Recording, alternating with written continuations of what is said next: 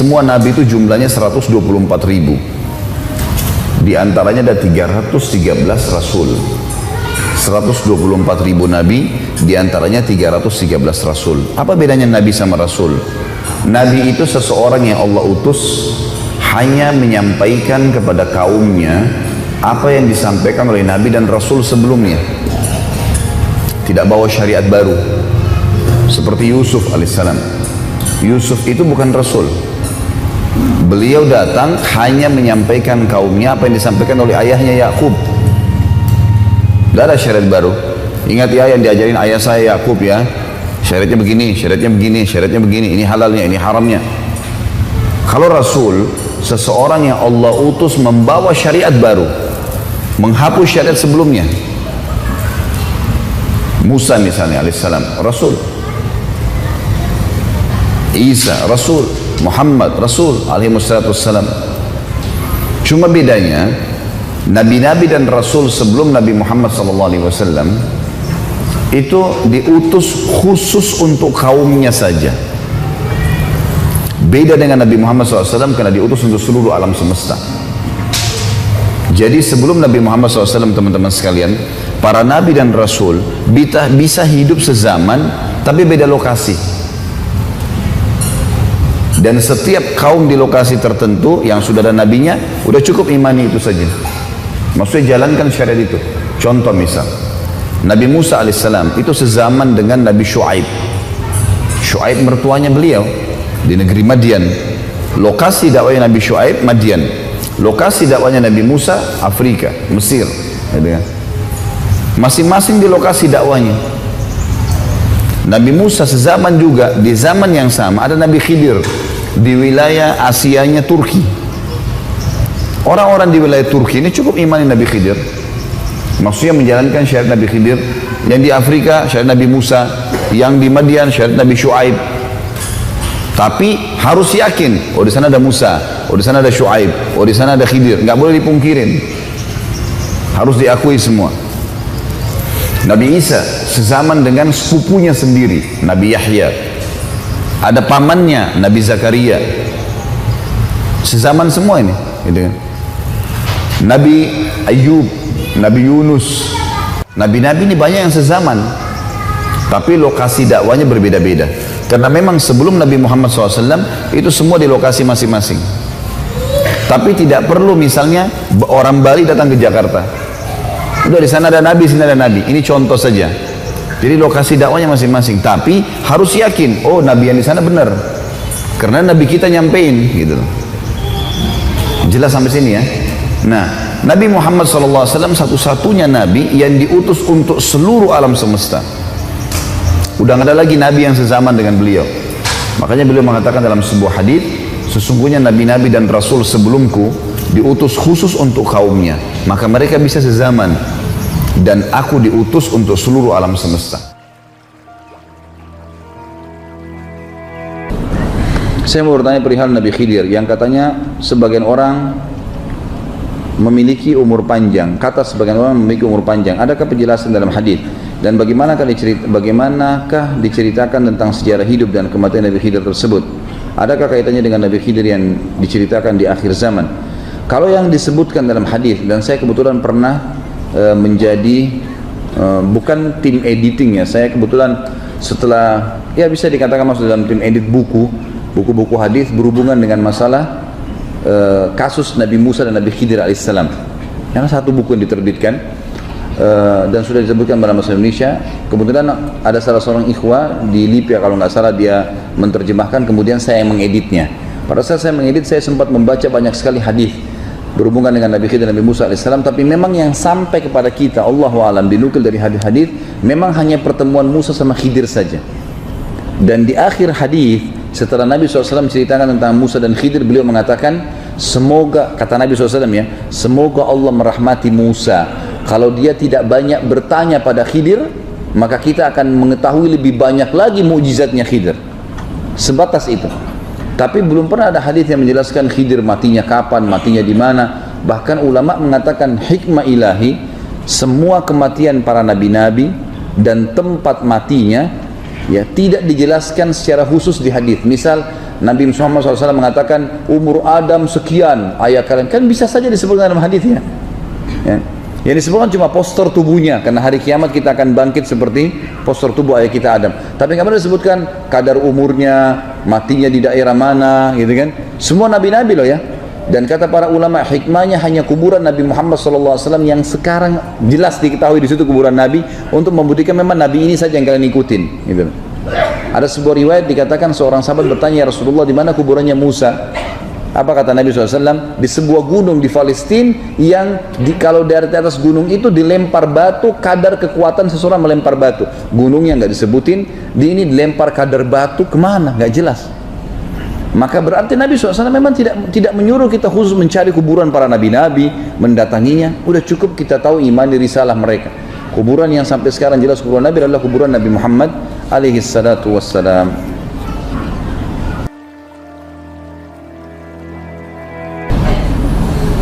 Melanjutkan masalah Khidir, banyak sekali syubhat-syubhat yang dilontarkan para ustadz, seperti banyaknya orang yang mengaku bertemu dengan Khidir dan seolah-olah mereka menjadi wali Allah. Pertemuan Nabi Khidir dengan Syekh Abdul Qadir Jailani, juga ulama-ulama sekarang, syubhat dan seterusnya ya. Mungkin ditanyakan apakah ini benar atau tidak ya. Tidak pernah Nabi SAW yang lebih mulia daripada kita tidak pernah menukil pada riwayat saya baru bertemu dengan Khidir. Tidak pernah sama sekali. Ada riwayat tentang Isra Mi'raj cuma mengatakan saya dipertemukan dengan ruh para nabi di Masjid Aqsa. Itu ada. Tapi tidak disebutkan satu persatu nabi-nabinya, kecuali di langit. Itu lain lagi kasusnya pada saat Mi'raj ke langit. Tapi di dunia tidak pernah. Kalau Nabi SAW tidak pernah mengatakan bertemu dengan Khidir, sahabat-sahabat Nabi yang menjadi teman-teman Nabi nggak pernah mengaku, bagaimana orang ini bisa mengatakan ketemu dengan Khidir? Gitu kan? Ini semua was-was syaitan ini, gitu kan? Ini nggak benar sama sekali. Menganggap Khidir akan datang kepadanya, memberikan salam kepadanya lah. Ini semua teman-teman sekalian, kalau dia, saya sangat yakin mengikuti wahyu yang benar tidak akan terjadi. Tidak akan terjadi. Syekh Abdul Qadir Jailani adalah orang yang mulia ini. Ini adalah salah seorang dari mazhab Hanafiyah yang terkenal dengan ilmunya, tapi banyak orang salah gunakan namanya orang ini, ya, rahimahullah. Ini orang yang luar biasa sebenarnya dalam ilmu fikih, dalam ketaatan, tapi disalahgunakan. Akhirnya orang melukis-lukis, dianggap fotonya segala macam, kemudian dikatakanlah malam Jumat ruhnya bisa datang. Teman-teman sekalian, ruh tidak akan pernah kembali ke dunia, titik. Itu dalilnya, ya. Hadis Bukhari menjelaskan masalah itu. Waktu para sahabat mati syahid di perang Badar, kata Nabi SAW di depan jenazah para sahabat, teman-teman kalian ini sekarang ini wahyu sampai ke Nabi SAW, dan ini adalah mukjizat buat Nabi SAW, bukan buat semua orang. Ini teman-teman kalian sekarang sedang berbicara dengan Tuhannya. Mereka berkata, ya Allah, kembalikan kami di dunia, bukan untuk ketemu sama istri sama anak, kembali dagang, kembali hidup, enggak, kembali beraktivitas biasa, supaya kami ikut berperang lagi, kemudian kami terbunuh lagi. Karena gampang, tinggal ditusuk musuh dapat masuk surga tanpa hisab, enggak ada susahnya gitu. Sampai para teman-teman yang membahasakan dinukil dari para salaf, kalau ada pedangnya musuh meleset dari dia katakan surga meleset gitu. Oh iya. Orang tidak boleh sengaja bunuh diri, tapi kalau memang musuhnya berhasil lewatkan, berarti lewat surga. Tadi kalau kena saya masuk surga. Ada sahabat pernah ngantar suratnya Nabi SAW ditombak oleh orang-orang Persia, mati. Lalu dia mengatakan fuztu bi rabbi Ka'bah, ya. Saya menang atas nama Tuhannya Ka'bah, maksudnya Allah Subhanahu wa taala. Orang-orang Persia bilang, ini orang aneh, ditombak, berdarah, mati, dia bilang saya menang. Mereka telusurin, apa sebabnya nih? Kenapa orang Islam ini kalau mati malah gembira? Baru mereka dapat informasi, ternyata kematian itu akan masuk surga kalau dibunuh sama orang kafir begini dan begitu. Mereka dapat informasinya sangat bagus sebenarnya, gitu kan? Jadi teman-teman sekalian, masalah orang yang mengaku bertemu dengan Khidir ini, bertemu dengan Abdul Qadir Jailani rahimahullah ini ahli 100 salam dari Nabi Khidir, ini semua adalah khurafat-khurafat yang dibuat dan tidak ada sama sekali, tidak pernah. Dan para sahabat Nabi SAW tidak pernah seperti itu. Akhirnya Nabi SAW tadi mengatakan dalam riwayat, setelah itu Allah berfirman kepada mereka di Badar, sudah menjadi sunnahku, hukum peraturanku, tidak mungkin orang yang mati kembali lagi. Anda boleh kembali kepada riwayat perang Badar di riwayat Imam Bukhari. Jelas sekali kok itu, ya. Sudah menjadi hukumku, gitu kan? Tidak mungkin orang yang sudah mati kembali lagi ke dunia. Maka mereka berkata, ya Allah kalau begitu sampaikan saja berita gembira kepada saudara-saudara kami yang belum mati syahid, agar mereka nggak usah takut. Perang saja mati mereka akan dapat kok. Lalu Allah turunkan Al-Qur'annya. A'udzu billahi minasyaitonir rajim wa la tahsabanna alladziina qutilu fi sabilillahi amwata. Jangan kalian pernah mengira orang-orang yang terbunuh di jalan Allah mereka mati. Bal ahya'u inda rabbihim yurzaqun, tapi mereka hidup dan mereka di sisi Tuhan mereka diberikan rezeki. Ini turun kepada sahabat-sahabat yang mati di perang Badar. Farihina bima atahumullah min fadli. Mereka sangat gembira dengan apa yang Allah berikan kepada mereka. Wa yastabshiruna billadzina lam yalhaqu bihim, dan mereka sangat menyampaikan berita gembira kepada orang-orang yang belum menyusul mereka. Allah khaufun alaihim wa lahum yahzanun. Jangan mereka takut, jangan mereka sedih. Sudahlah, berperang saja maka kalian akan dapatkan apa yang kami dapatkan. Tapi di sini menjelaskan, kalau ada ruh yang bisa kembali teman-teman sekalian, yang lebih berhak kembali adalah orang-orang soleh seperti ini. Tapi Nabi SAW mengatakan, Allah berfirman pada mereka sudah menjadi hukumku, tidak akan kembali lagi di dunia. Itu penyampaian. Dan ini subhanallah, karena dikembangkan poin-poin seperti ini, akhirnya ada orang yang ditipu oleh syaitan. Dia kira ruhnya ayahnya datanglah, dia kira ini, dia kira itu. Sebagai penutup saya berbagi. Pernah saya isi pengajian, juga pernah saya sampaikan kisah ini, tapi saya ulangi untuk penutup bahasan kita. Saya isi pengajian di satu rumah, dan rumah itu Masya Allah sangat besar di kota Makassar pada saat itu. Kemudian semua keluarganya hadir. Ini waktu awal-awal saya balik dari Madinah, sekitar tahun 2000-an ya, tahun 90-98 saya kembali, sekitar tahun 2000 pengajian ini. Kemudian semua hadir di pengajian. Tiba-tiba ada satu anak perempuan lewat di dekat kolam renang agak jauh. Terus saya tiba-tiba tidak tahu kenapa saya ingin bertanya. Saya bilang sama yang punya rumah, Pak, ini semua sudah hadir. Dia bilang sudah hadir.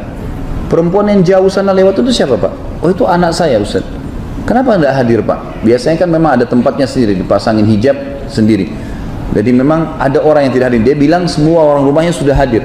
Saya juga waktu itu tidak tahu kenapa saya bertanya gitu ya. Bilang itu anak saya. Terus kenapa nggak hadir, Pak, di pengajian? Wah, anak saya itu berbeda, Ustaz. Berbeda kenapa, Pak? Dia kalau malam Jumat sering kedatangan ruh kakek saya. Gimana ceritanya, Pak? Kalau malam Jumat tiba waktu maghrib, dia matiin lampu, dia minta kopi kesukaan kakek saya, kemudian dia berbicara dengan suara kakek saya. Saya bilang sebentar, Pak, saya yang lanjutin ceritanya. Kaget dia, kok bisa Ustaz lanjutin? Ya sebentar. Kalau yang saya sampaikan sebentar lagi ini benar, berarti percaya itu dari syaitan. Dia bilang silakan Ustaz, baik. Pasti nanti akan keluar suara kakeknya. Kemudian dia akan sebutkan nama masing-masing orang yang di rumah sini. Benar? Iya benar. Baik. Kemudian yang kedua, dia akan secara otomatis akan menerka-nerka, mengatakan kamu fulan, rezekimu begini, kamu fulan begini, apa yang kalian mau tanyakan kesempatan, kakek akan datang setiap malam Jumat. Benar gak? Benar Ustaz. Bahkan saya pernah ditebak tangan saya, rezeki saya dan seterusnya. Saya mengatakan itu syaitan, anaknya bapak mesti diruqyah. Itu sudah menjadi teori syar'i. Ini syaitan yang masuk was-was, menganggap ruh kakeknya datang, ya. Padahal tidak pernah ini. Kalau ini sebenarnya ada teman-teman sekalian, maka yang bisa terjadi, Nabi SAW datang sekarang kepada umatnya, nasihatin kita yang salah. Ini kenapa kau buat yang saya tidak perintahin? Kamu kenapa begini? Tapi enggak sama sekali. Waktu Nabi SAW meninggal, semua sahabat sedih nangis. Kenapa sedih nangis? Karena Nabi sudah enggak bakal ada. Udah selesai. Jadi kita harus berjuang sendiri nih menerapkan syariatnya. Padahal Nabi SAW bisa datang lagi kan? Bisa saja. Tapi tidak terjadi. Jadi jangan tertipu dengan hal-hal yang seperti ini, berbahaya. Secara individu saya berbicara. Saya tidak bicara masalah kelompok, secara individu saya mengatakan hati-hati teman-teman dengan godaan syaitan yang seperti ini, sehingga akhirnya menyesatkan kita dari jalan Allah. Abu Bakar, Umar, sahabat-sahabat Nabi yang mulia, mereka tidak pernah menukil satupun riwayat kepada kita kalau mereka pernah bertemu dengan para nabi-nabi atau ruh-ruh seperti ini. Mereka menjalankan apa yang sudah Nabi SAW janjikan dengan keyakinan, selesai. Mereka jalankan itu. Allahu a'lam. Semoga apa yang kita bahas malam ini bermanfaat buat kita semua, dan semoga apapun amal yang pernah kita kerjakan diterima dengan kemahamurahnya oleh Sang Pencipta Allah, dan semoga semua dosa yang pernah kita kerjakan sekecil sampai sebesar apapun dimaafkan dan diganti menjadi pahala dengan kemahamurahannya, dan semoga Allah dengan kemahamurahannya pula memberkahi sisa umur kita ke depan, semuanya terisi dengan amal saleh, diberkahi di harta, di keluarga, di pasangan hidup, di anak-anak, dan puncaknya kita masuk surga tanpa hisab. Dan kita terus mendoakan saudara kita di Palestina, di Syria, di Yaman, di Irak, di Myanmar, di Ahsa, Basra dimanapun mereka berada. Ya Allah, tolonglah mereka, ikhlaskan niat mereka, terima para syuhada mereka, muliakan Islam di tangan mereka dan tangan kita semua, dan semoga Allah partisipasikan kita bersama mereka di pahala, baik dengan doa dan atau dengan jiwa kita. Dan terus kita mendoakan agar pemimpin negara kita ini adalah pemimpin yang saleh, diberikan keimanan dan kembali kepada Al-Quran dan Sunnah, dan juga seluruh jajaran pemerintahan nantinya akan beriman kepada Allah dan Rasulnya, dan juga tentu menerapkan Islam, dan seluruh masyarakat Indonesia juga akan menerapkan Islam sesuai dengan wahyu Al-Quran dan Sunnah, dan semoga kita menjadi contoh bagi negara-negara yang lain, dan semoga saja semua orang yang menginginkan keburukan bagi Islam dan Muslimin dikembalikan di budayanya kepada mereka. Dan terakhir, semoga Allah menyatukan kita semua di surga Firdausnya tanpa hisab, di mana Ia satukan kita di majlis ilmu yang mulia ini. Kalau ada benar dari Allah, pada saat itu saya mohon dimaafkan. Subhanakallahumma bihamdika asyhadu an la ilaha illa anta astaghfiruka wa atubu ilaik. Wassalamualaikum warahmatullahi wabarakatuh.